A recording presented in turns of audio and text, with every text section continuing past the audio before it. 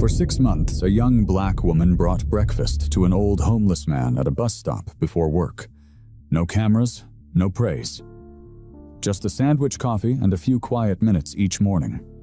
Then, one day, he disappeared. Months later, after a chain of events, no one could have predicted military officers knocked on her door at dawn. Before the story begins, like and subscribe if you believe small acts can change lives. Jada Ellis woke up every morning before the sun, not because she was disciplined or ambitious, but because the city demanded it from people like her.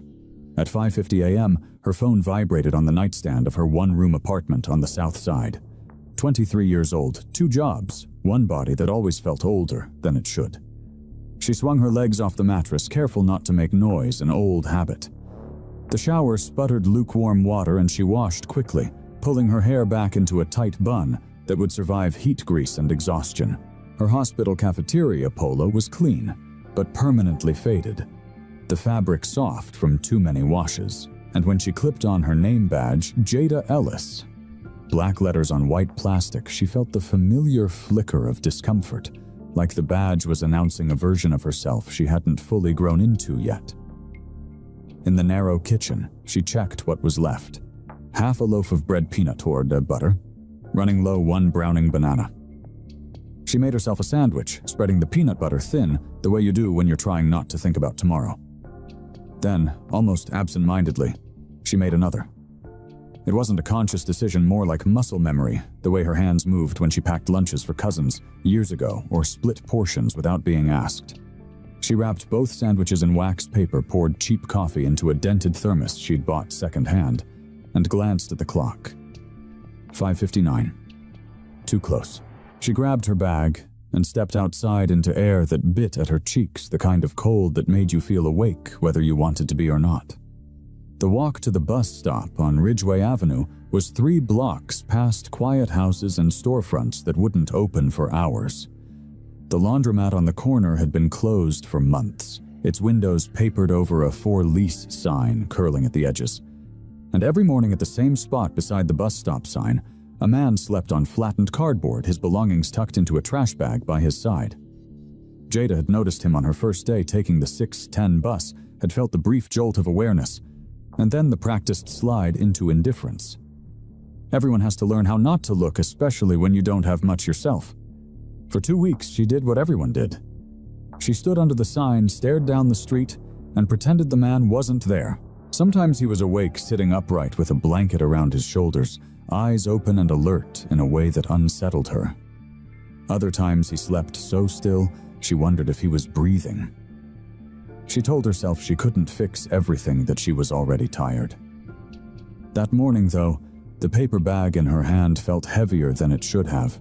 And when she reached the bus stop, the man was awake, sitting against the brick wall, like he was trying to take up as little space as possible. He looked up as she approached, his gaze steady, not pleading, not blank. Something in her chest tightened.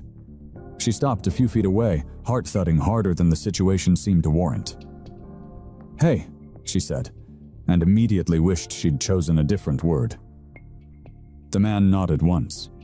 Morning, he replied, his voice low and rough, but clear. Jada held out the bag. "I made too much," she said, leaning on the excuse like a railing. "I won't have time to eat it." It wasn't entirely true, but it was close enough to feel honest.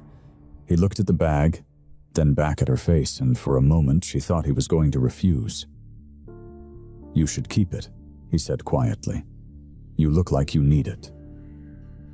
That caught her off guard. Most people didn't look at her long enough to see anything beyond the uniform.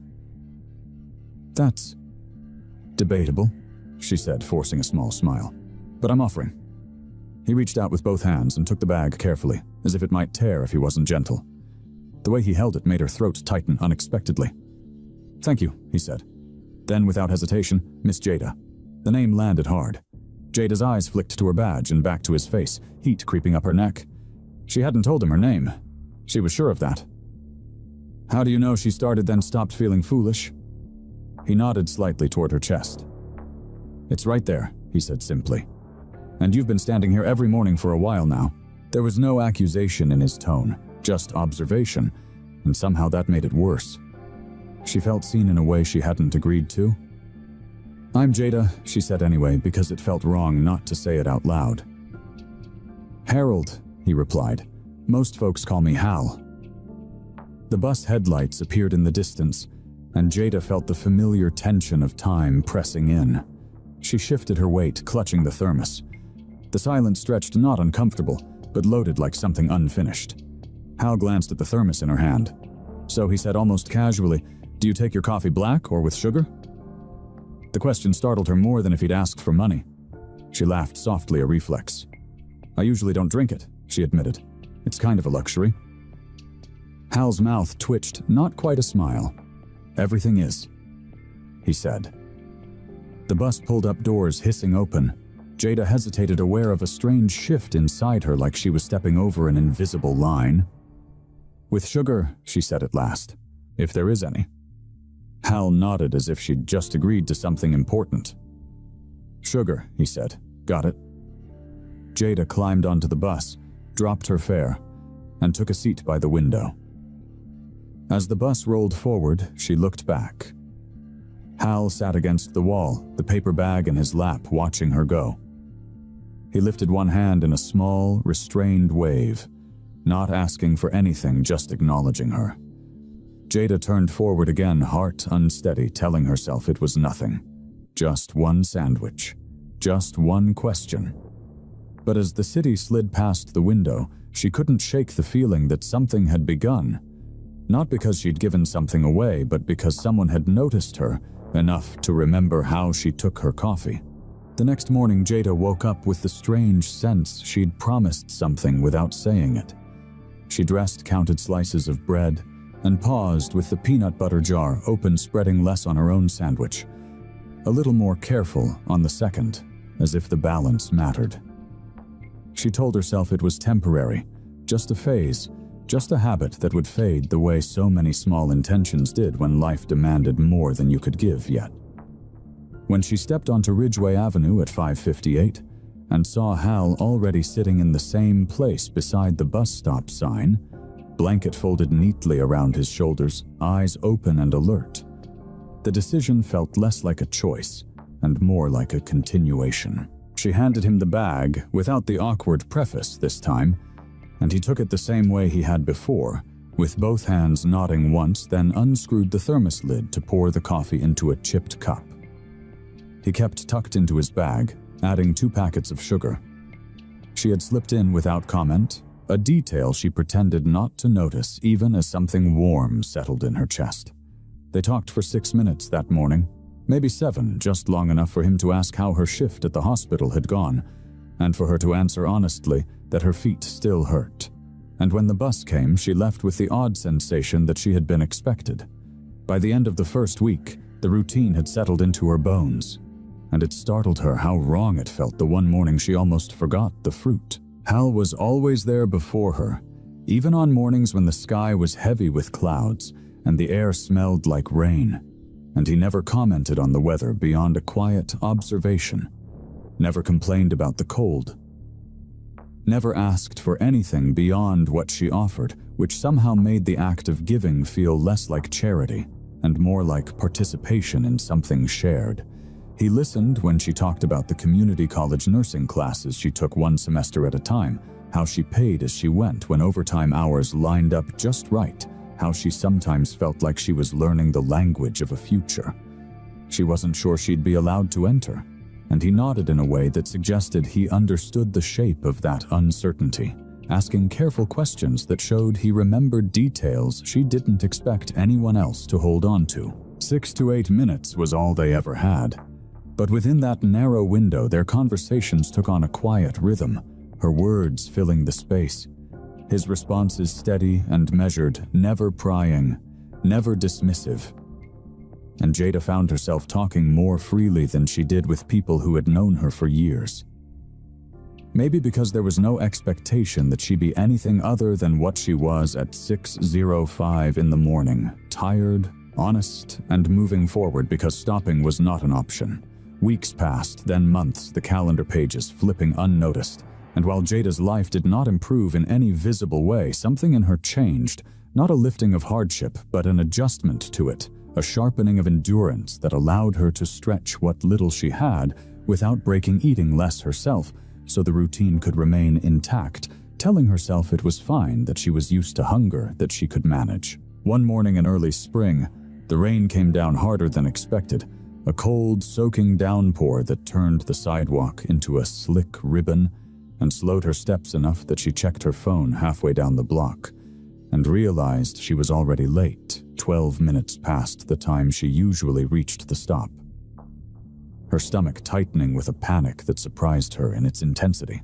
She considered turning back, considered letting the routine break just this once, but her feet kept moving, and when she rounded the corner, she saw Hal sitting exactly where he always sat. The bag of food untouched in his lap, the coffee cup empty, his blanket damp at the edges, and when he looked up at her, there was no accusation in his face, no disappointment, only a calm that felt almost unsettling. "I knew you'd come," he said simply as if stating a fact, and the words lodged somewhere deep in her chest, not because they were kind, but because they implied expectation, and expectation carried weight.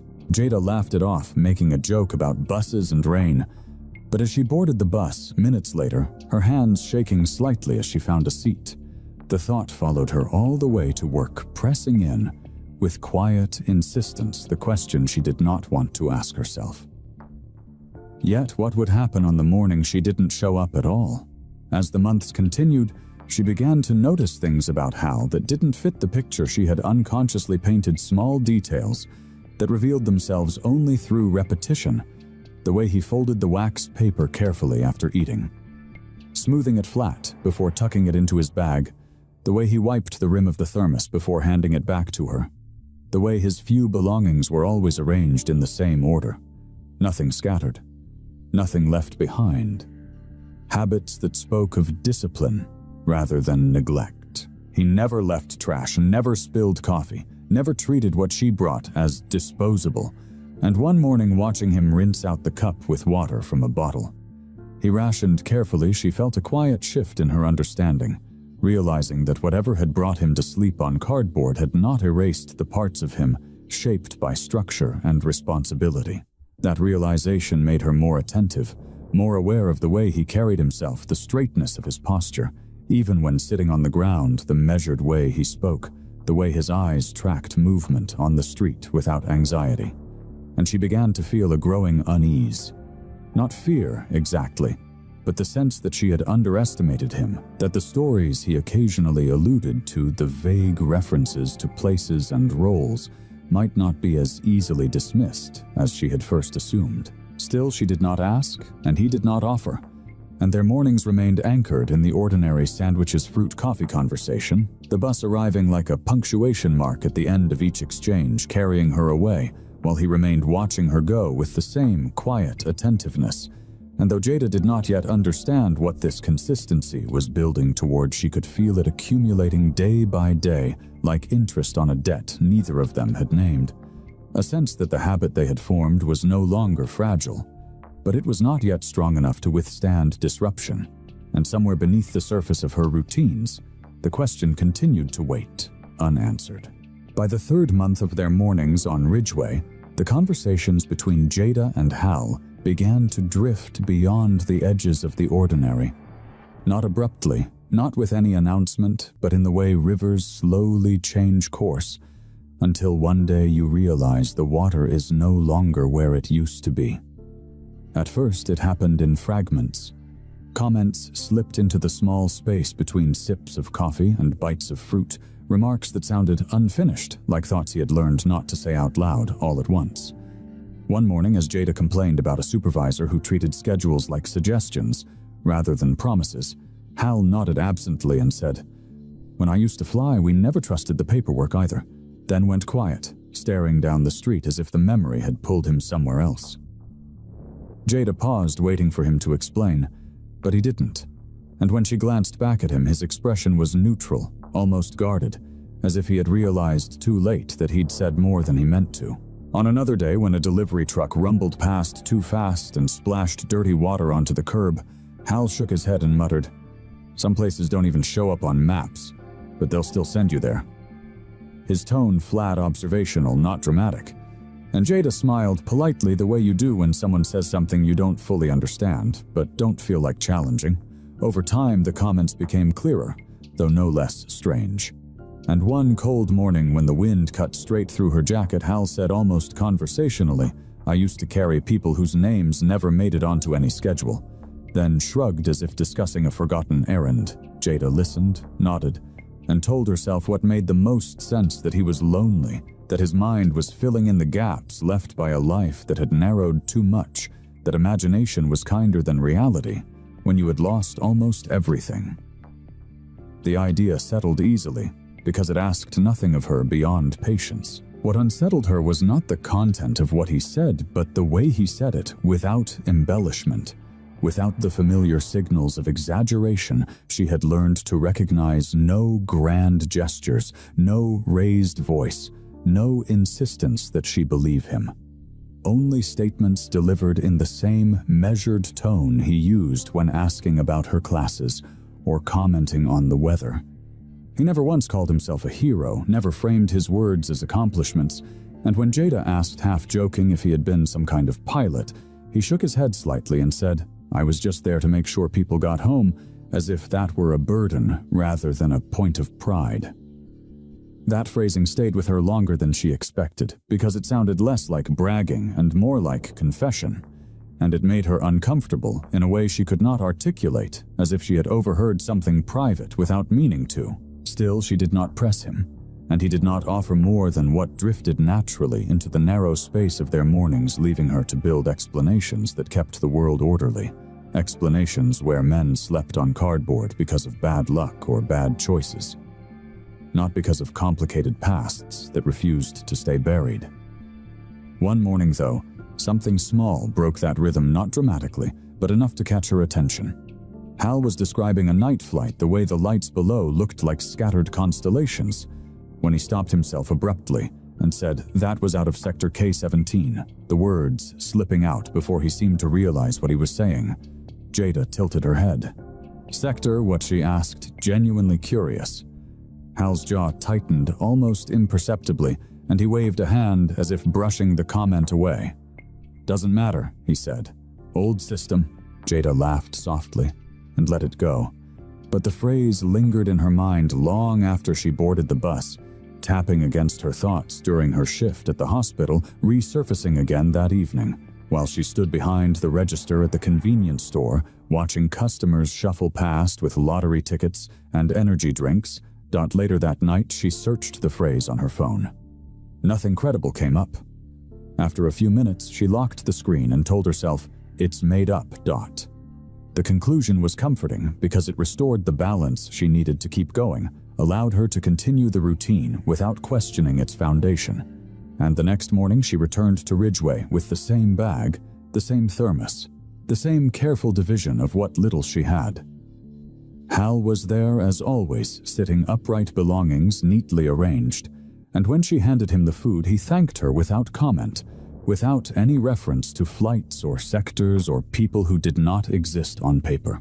They talked about her upcoming exam, about the price of groceries, about nothing at all, and Jada felt the tension ease, the strange edge of curiosity dulling into familiarity. Yet even as she relaxed, she found herself watching him more closely, how he chose his words, how his gaze tightened for a second whenever a low-flying helicopter passed overhead. She told herself she was imagining it, that once you start looking for patterns, you find them everywhere, and that belief held until another morning weeks later when Hal mentioned a person he had worked with, not by name, but by a description so specific it felt out of place, a man in a dark suit who spoke quietly and never introduced himself. And when Jada joked that it sounded like something out of a movie, Hal shook his head and said, "Movies make it louder than it really is," then fell silent, eyes fixed on the ground. That silence stretched longer than usual, long enough that Jada checked the street for the bus, then back at him, uncertain whether she had crossed an invisible line. And in that moment, she felt the distance between them shift again, not widening but deepening, as if the ground beneath the routine they shared had layers she had not yet reached. She boarded the bus with the sense that she had dismissed something too quickly, That the ease with which she labeled his stories as harmless fiction said as much about her need for simplicity as it did about his past. And though she told herself firmly that there was no reason to dig further, that it did not matter whether the stories were true, because the man in front of her was still the same man who folded his wrappers and wiped the thermos rim clean. The question lingered anyway, quiet and persistent, tapping at the edges of her certainty as the days continued to pass and the habit they had built remained unbroken. Jada's apartment began to feel smaller as spring dragged on, not because the walls moved, but because the numbers did, closing in on her from every direction until even standing still felt expensive. The studio was barely 300 square feet, and even the shower worked only if she forced the handle hard enough to make the pipes rattle. Rent was $785 a month, a figure she knew by heart, and she was nearly 4 weeks behind, a fact the landlord made uncomfortably visible by taping a printed notice to her door in late March, the paper curling at the corners as if embarrassed to be there. The note was polite but firm, reminding her of the balance and the late fee, and explaining the new arrangement $40 extra a week until she caught up a plan that sounded reasonable, until she sat at her wobbly kitchen table and realized it meant something else would have to give. She spread the mail out in front of her, smoothing each envelope. Flat electricity bill stamped past due, a thin letter from a collections agency about an old hospital visit she had never managed to pay off, a warning text from her phone provider blinking on her screen 7 days until service interruption. Jada picked up a pen and started calculating the way she always did, subtracting her hospital paycheck, then the cash from the convenience store, deducting bus fare, rent, the payment plan, groceries reduced to their barest form. And when she reached the end, the number left over was so small, it barely felt real. She stared at it for a long moment, then leaned back in her chair and pressed her fingers into her eyes, the familiar pressure doing nothing to ease the tightness in her chest. Her first clear thought was simple and practical, the kind of thought survival demanded. She had to stop bringing food to Hal.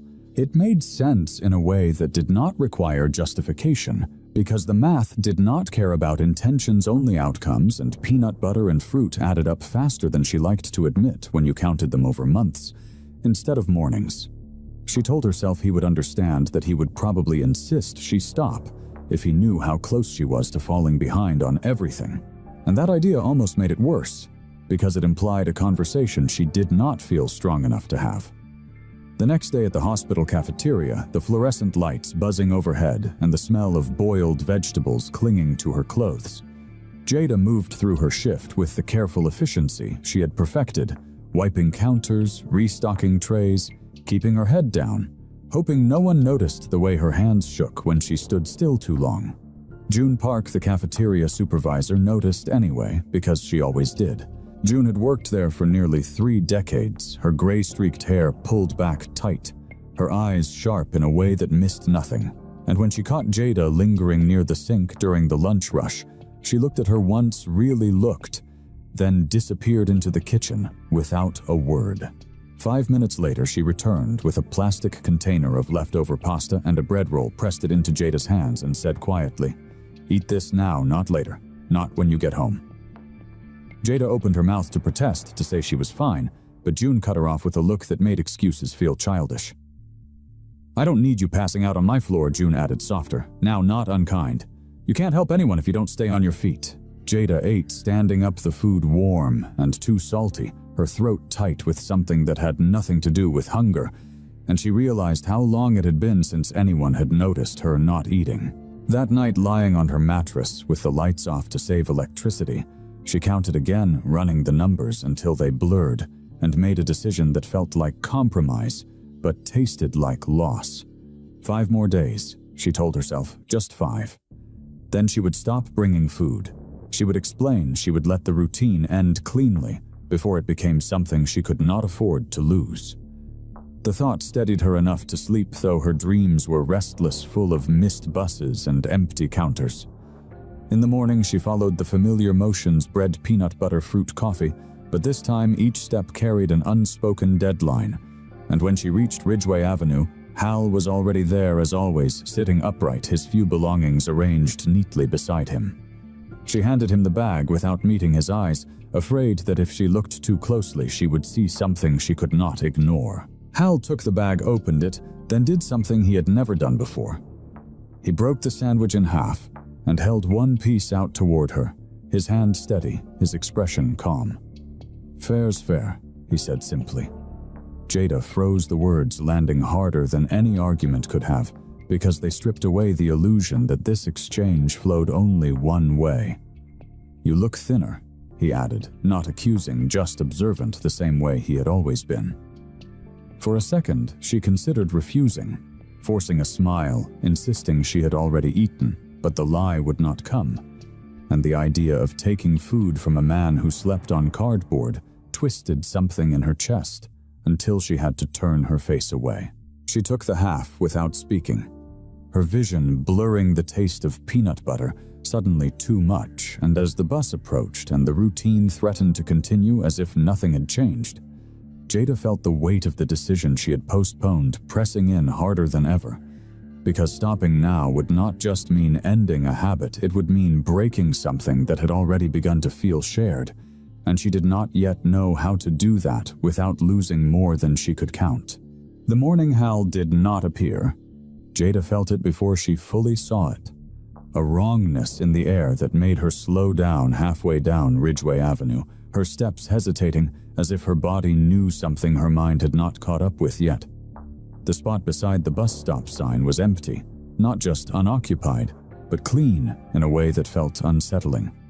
No flattened cardboard, no trash bag tucked neatly against the wall, no darkened patch where a damp blanket usually rested. It looked like no one had ever been there at all, and that absence hit her harder than any argument or goodbye could have. She stopped walking, stood there with the paper bag and thermos clutched against her chest, and stared at the bare concrete, her heart thudding as if she had missed something important without realizing it. She told herself he was probably just late, that maybe he had moved a little further down the block to avoid the rain from the night before, that people shifted spots all the time. But her feet did not move, and when the 6:10 bus pulled up, she did not get on. She let 2 buses come and go before she finally got on. She worked her shift with a hollow feeling in her chest, wiping counters on autopilot, her mind replaying the image of the empty sidewalk over and over, trying to convince itself that emptiness did not automatically mean loss. The next morning she arrived earlier than usual, scanning the block before she even reached the stop. And again there was nothing, the space still bare, still wrong. The third morning was the same, and by the fourth, the unease had hardened into something sharper. A knot that tightened every time she looked at her watch and realized she was standing alone in a place that had not felt empty for months. She began to ask questions, first quietly, then with growing urgency, stopping at a nearby shelter after her shift, waiting in line with people whose exhaustion mirrored her own. And when she finally reached the intake desk and said Hal's name, the woman behind the computer barely looked up. She typed for a moment, asked for a last name, asked for an age range, asked if he went by anything else, then frowned and shook her head. No record. Jada tried again, offering a description: white, older, slept near Ridgeway, always carried a trash bag, but the answer did not change. If he's not in the system, that just means he hasn't been here, the woman said, not unkindly, but without ceremony, as if explaining the weather. The sentence followed Jada out the door, its simplicity cutting deeper than she expected, because it forced her to confront how little she actually knew. She had shared mornings with Hal for months, shared food, shared conversation, shared something that felt like trust, and yet she did not know where he went at night, did not know his last name for sure, did not know whether Harold Mercer was the name he had been born with, or just the one he used now. She called the hospitals anyway, her voice tightening each time she explained she was trying to locate someone, and each time she was met with the same polite refusal: privacy laws, no confirmation. No information without proof of relationship, words that made sense on paper and felt cruel in practice. Each call ended the same way, with her thanking them and hanging up her reflection, staring back at her from the dark phone screen, looking smaller than she remembered. By the 5th day, her routine had unraveled completely, sleep coming in short, shallow stretches. Meals skipped not out of strategy but distraction. And when June Park asked her if she was all right, Jada nodded too quickly and changed the subject because she did not yet know how to explain the feeling of losing someone the world insisted had never been hers to lose. On the 6th morning, she stood at the bus stop longer than necessary, the paper bag growing soft in her hand, the coffee cooling in the thermos, and a thought surfaced that frightened her with its clarity, that if she left without doing something, without marking the absence, the routine would disappear entirely, taking the proof of it with her.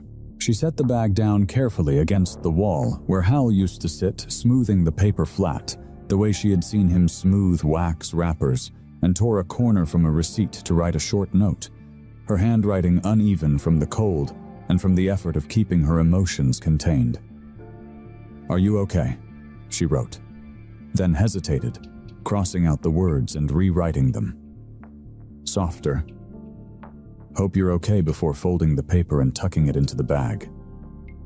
Stepping back, she felt foolish and exposed, like she was leaving food for a shadow, but she could not bring herself to pick it back up, because the act itself mattered more than the likelihood of it being seen.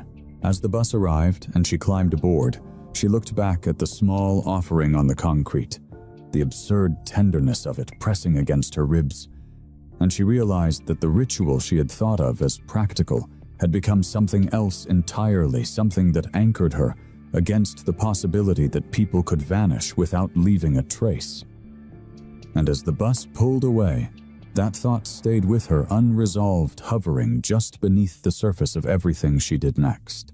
Hal came back in the afternoon, not in the morning where Jada's fear had learned to live, but later when the light along Ridgeway Avenue slanted low and turned the closed laundromat windows into dull mirrors, and she almost missed him. She was on her way home from the convenience store, shoulders tight with fatigue, when something familiar disrupted the rhythm of the block, a figure seated exactly where absence had been, and the recognition hit her so fast it stole the air from her lungs. Hal sat against the brick wall in the same place, but the man there did not look like the one she remembered, his shoulders narrower beneath the jacket, his face drawn, eyes sunk deeper into their sockets, the angles sharper, as if something essential had been pared away. Jada crossed the street without checking for traffic, breath burning in her chest as she reached him, and when she said his name it came out too loud, edged with relief and anger, and something dangerously close to grief. Hal looked up slowly, confusion passing over his face before recognition settled out in a brief delay that frightened her more than his disappearance had. "Jada," he said after a moment, his voice rougher than she remembered, and she crouched down beside him, scanning his face, his hands, his posture, looking for signs she did not have words for yet. "Where were you?" she asked, then softened it immediately. "Because accusation felt wrong, I went looking." Hal did not answer right away, his gaze drifting past her shoulder to the street, as if measuring distance, and when he did speak, he chose the smallest explanation available. "Had a rough stretch," he said. "A clinic patched me up. I'm all right now." The words did not match what her eyes saw, and as she shifted closer, she noticed his right hand resting awkwardly in his lap, and the clean, straight line of a healing scar across the back of it. Pink and precise, the kind of incision that came from controlled hands and sterile rooms, not from falls or fights. "Your hand," Jada said, reaching out before she could stop herself. Hal moved quickly, pulling his sleeve down to cover the mark, the motion sharp enough to make her flinch. "It's nothing," he said a little too firmly, and the way he said it closed the subject like a door she did not know how to open. They sat in a silence that felt heavier than their usual pauses, the street noise filling in the gaps, and Jada became acutely aware of how thin the line between presence and absence had been, how easily he could have remained a blank space on the sidewalk if whatever had taken him had lasted longer. After a moment, Hal reached into the inside pocket of his jacket and pulled out a sealed envelope, white, slightly creased, with an address written carefully across the front, and held it out to her. The gesture was deliberate, formal, as if he had rehearsed it. "If something happens to me," he said quietly, meeting her eyes with an intensity that made her stomach tighten. "I need you to mail this." Jada stared at the envelope, then back at him, the weight of the request settling over her in a way she could not yet define. "What do you mean if something happens?" she asked, her voice unsteady despite her effort to keep it light. Hal did not answer the question. "Promise me," he said instead, and the seriousness in his tone stripped the moment of any chance to deflect. Jada took the envelope, surprised by how heavy it felt in her hand, heavier than paper should be, as if something rigid lay inside photographs or thick documents that resisted bending, and the physicality of it made the request feel less hypothetical, less like a contingency, and more like preparation. "I promise," she said, because she did not know how to refuse something that had been placed in her care so deliberately. Hal nodded once a subtle release in his shoulders, suggesting that something he had been carrying internally had shifted. "Good," he said. For a moment she considered asking what was inside, who it was, for why he trusted her with it, but the questions crowded her mouth and refused to arrange themselves into anything she could say without breaking the fragile calm he seemed to be protecting. He leaned back against the wall, closing his eyes briefly, and when he opened them again he added something that felt oddly out of place, almost misplaced in time. "Don't let them forget you," he said, his gaze steady, and Jada frowned, the words landing without context. Who, she asked, but Hal had already looked away, his attention turning inward, and the bus hissed to a stop at the corner, the sound abrupt enough to end the moment without resolving it. Jada stood the envelope tucked carefully into her bag, its weight pulling at her shoulder as she boarded, and as she took a seat she glanced back at Hal, sitting where he had always sat, thinner, quieter still, very much there. And the unease that followed her onto the bus was not fear exactly, but the sense that something had been placed in motion that would not wait for her to be ready, and the routine she had relied on was no longer just a habit. It happened on an ordinary morning, which somehow made it worse, because nothing about the air or the light warned Jada that the routine she had leaned on for months was about to break open.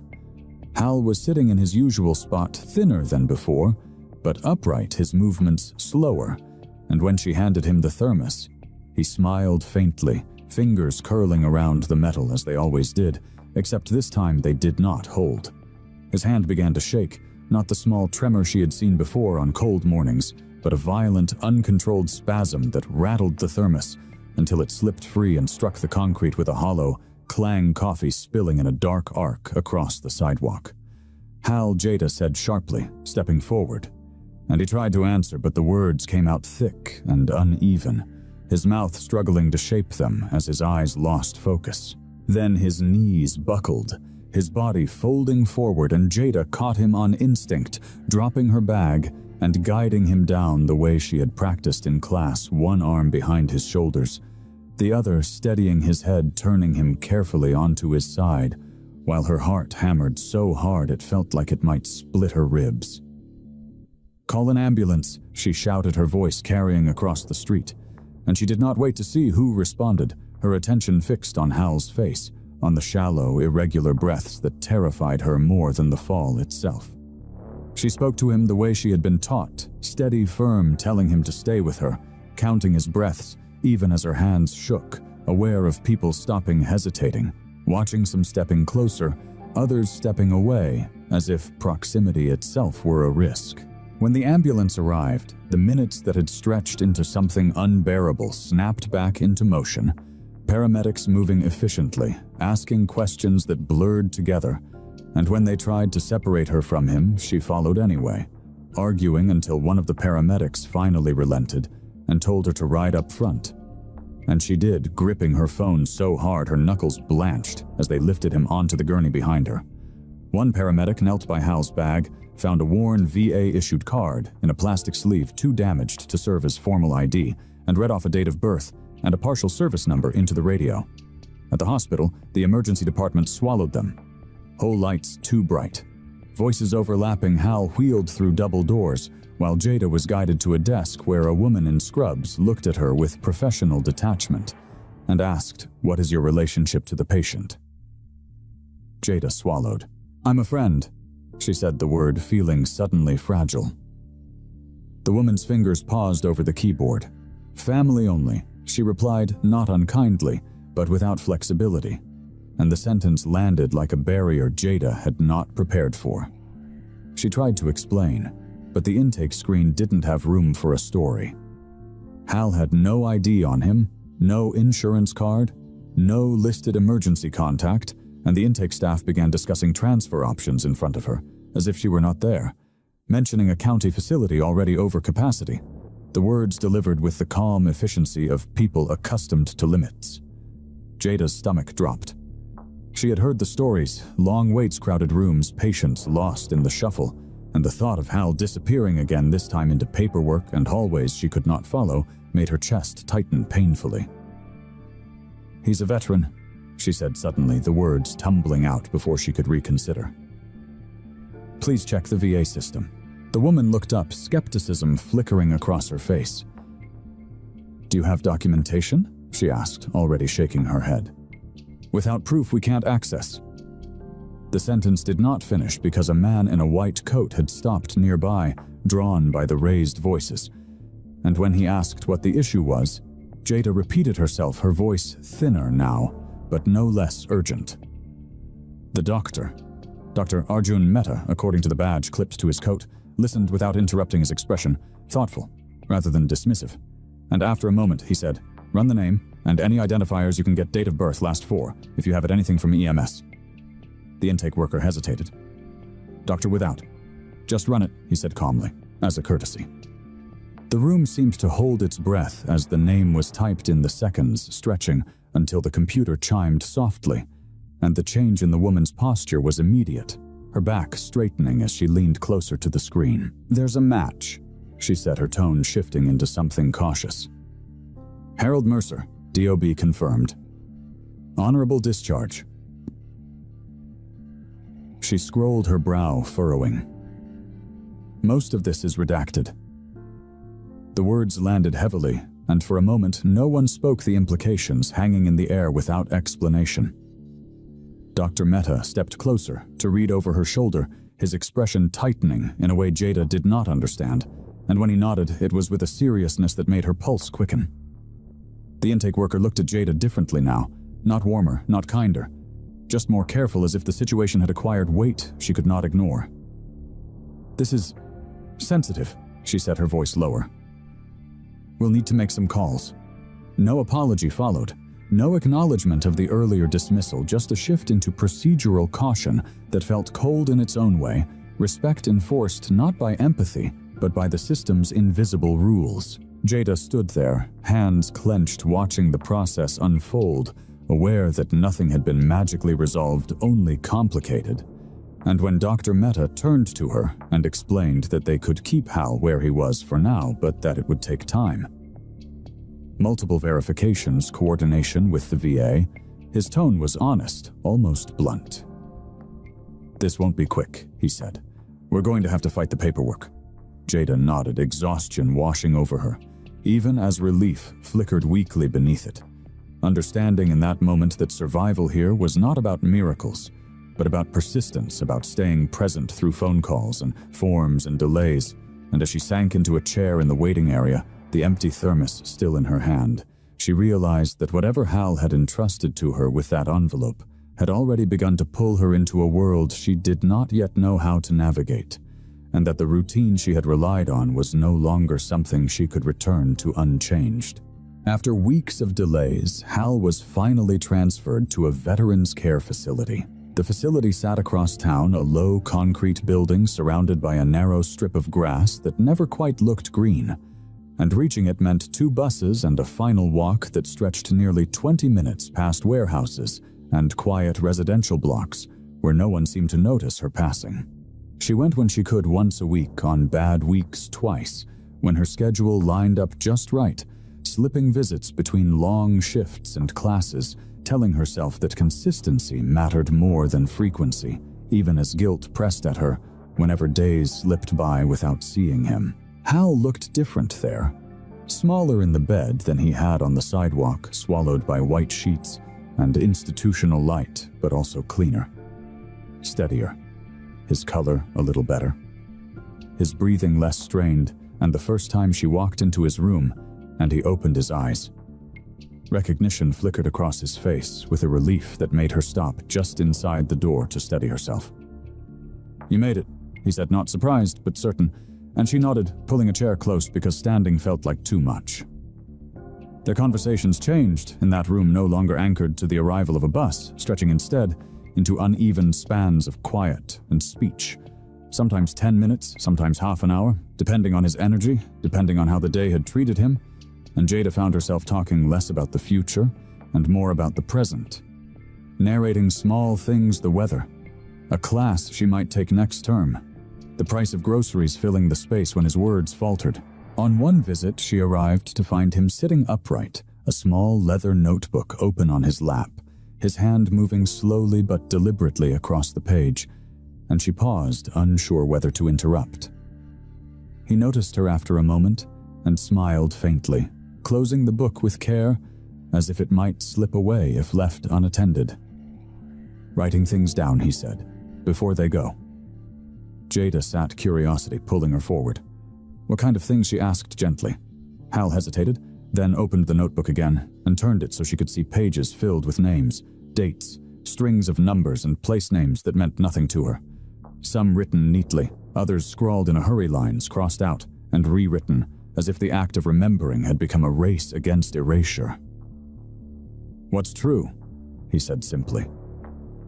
He held the notebook out to her, the gesture echoing the moment he had given her the envelope weeks earlier, and the weight of it surprised her again, heavier than it looked, dense with intention. "If anyone ever asks." He continued, his voice quieter now, "You'll know what to believe." Jada took the notebook, her fingers brushing the worn leather, and felt a chill that had nothing to do with the room's temperature, because the request implied a future where answers would be demanded, where silence would no longer be an option. She flipped through a few pages carefully, noticing how some entries were written, then struck through, then rewritten in a different hand, pressure the marks of someone afraid, not of forgetting, but of misremembering, and the realization settled in her chest with a dull ache. This was not nostalgia, not storytelling for comfort, but a fight to hold on to, fragments that felt increasingly unstable. On another visit, she brought him a blanket, thick fleece in a muted navy, nothing expensive, just warm. Something she had budgeted for over 2 weeks by skipping small comforts she pretended not to miss. And when she draped it over his legs, Hal stared at it for a long moment, his mouth tightening as his eyes filled in a way he did not try to hide. "No one's bought me something like this in 20 years, he said quietly, the words landing heavier than gratitude. And Jada looked away, embarrassed by the attention, unsettled by the span of time he named so casually. He smoothed the blanket with both hands, the familiar gesture of care repeating itself. And she realized that what moved her most was not the emotion itself, but the discipline with which he handled it, as if even tenderness required order. As the weeks went on, she began to notice changes that frightened her. More than any diagnosis could have small gaps in Hal's memory that appeared without warning. A pause mid-sentence where his eyes lost focus, a question repeated a detail forgotten, and then remembered hours later with a frustration that left him quiet. One afternoon, as she sat reading to him from a pamphlet he had no interest in, but appreciated hearing aloud, he looked at her and said a name that was not hers, close enough to sting, wrong enough to matter. And when she corrected him gently, his face fell in a way that broke something open inside her. "I know you," he insisted, anger and fear tangled together, and she reached for his hand, grounding him the way she had been taught, telling him it was all right that names slipped sometimes, but inside she felt the bottom drop out, the knowledge that whatever time they had was no longer reliable. The notebook became more important after that. Not as a record she fully understood, but as proof that Hal understood the stakes that he was documenting against loss with the tools he had left. And each visit, Jada noticed more lines crossed out, more corrections, as if the act of writing itself had become urgent defensive. Sometimes he was sharp and present, asking about her classes, reminding her to rest her feet, commenting on the way the nurses changed shifts and other days. He drifted, staring out the small window at nothing in particular, his grip on the blanket tightening as if he were holding on to something invisible.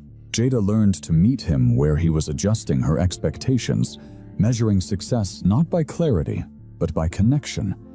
And yet beneath that adaptation, a quiet dread grew, the awareness that this phase too was temporary, that stabilization was not the same as recovery, and that the fragments he was pressing into her hands, the notebook, the envelope still tucked safely away, were assembling themselves into something she did not yet have the shape for, something that weighted beyond the routine of visits and buses and careful budgeting. And as she left the facility one evening, the sky already darkening, the weight of the notebook in her bag pulling at her shoulder, she felt the uneasy sense that the pieces were aligning whether she was ready or not. What came next would not be confined to a single room or a manageable schedule. Hal died during the night quietly, without the markers people use to make sense of loss. No ceremony, no warning. No sound beyond the steady machinery of a building that did not know him well enough to mourn him. Jada found out just after 6 in the morning, her phone ringing while she stood in her kitchen waiting for coffee to finish, brewing, the weak light through the window catching dust in the air, the world suspended between sleep and obligation. The voice on the line was careful and practiced offering condolences with the neutral cadence of someone who had made this call, before explaining that Hal had passed peacefully, that heart failure had finally taken what time, and strain had already weakened. And Jada thanked the caller because gratitude had become her reflex even when it did not fit. She stood there after the call ended, staring at nothing, the coffee pot overflowing onto the counter, dark liquid spreading slowly toward the edge, and she did not notice until the smell burned sharp enough to cut through the fog in her head.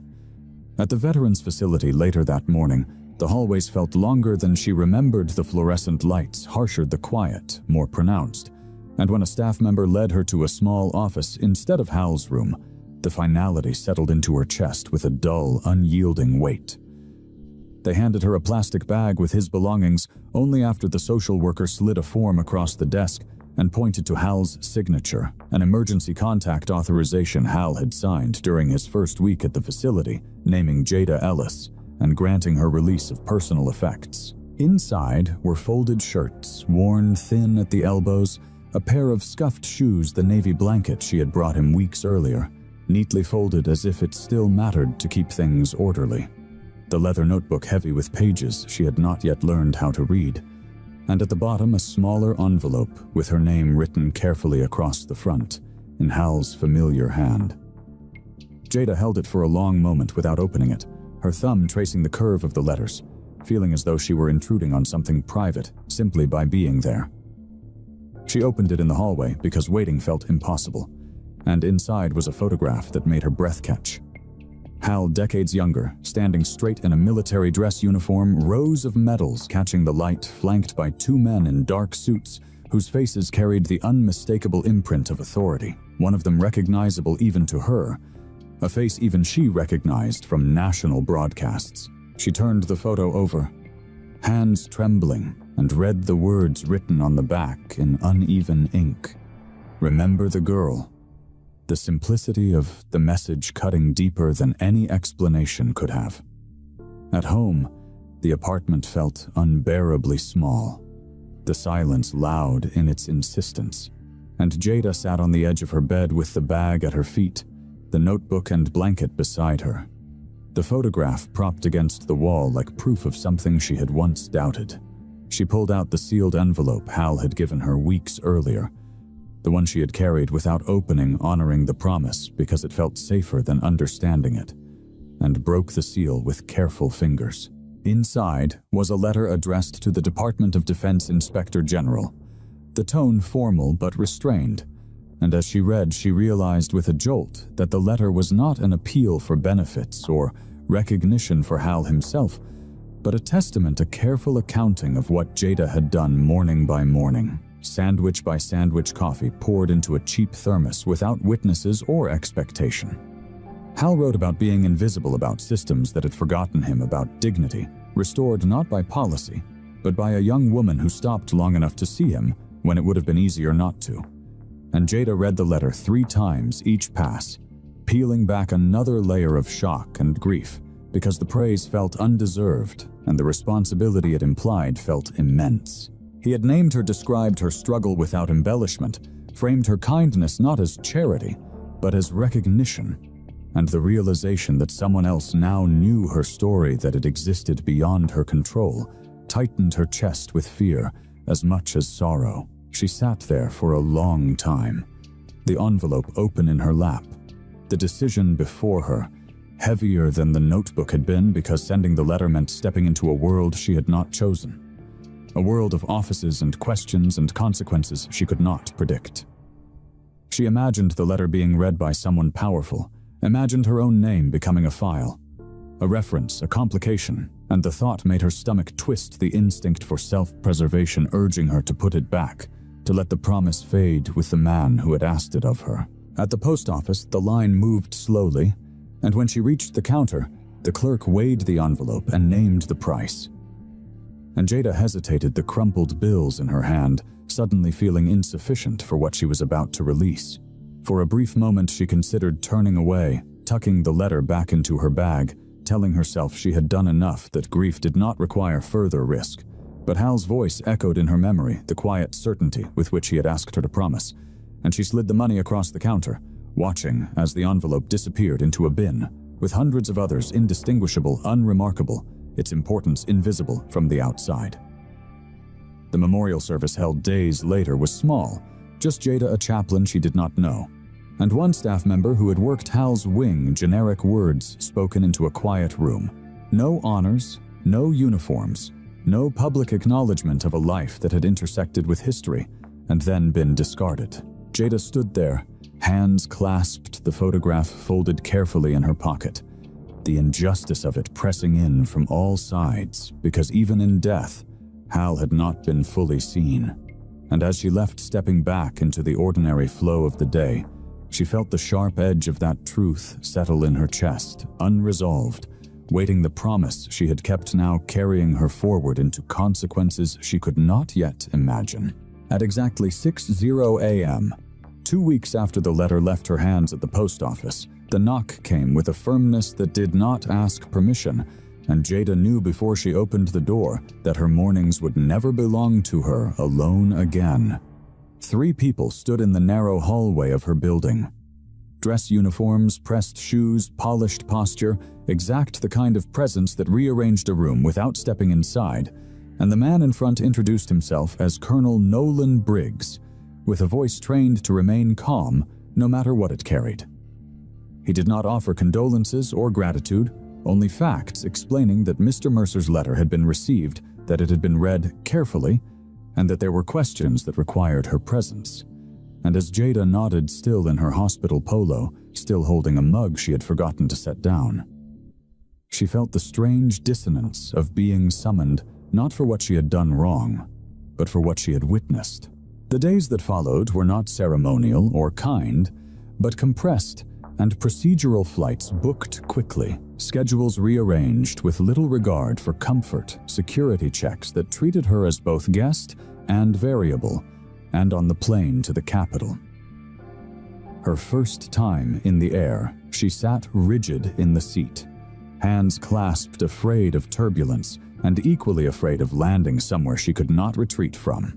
In a small office with windows that did not open, General Eleanor Voss met her without preamble, silver hair pulled back, eyes steady, and spoke plainly, explaining that Harold Mercer had served in intelligence and air operations during missions that never made public records, that after his discharge his file had been misplaced across agencies, that psychological evaluations were initiated and then abandoned, and that the system had effectively lost him for years without noticing the absence. She did not apologize on behalf of institutions, and she did not promise Jada a transformed life, only stated that regulations could be adjusted and reviews initiated, but that lasting correction required embarrassment, the kind that forced people to look at their own omissions, and that Jada's story told honestly had the power to do that.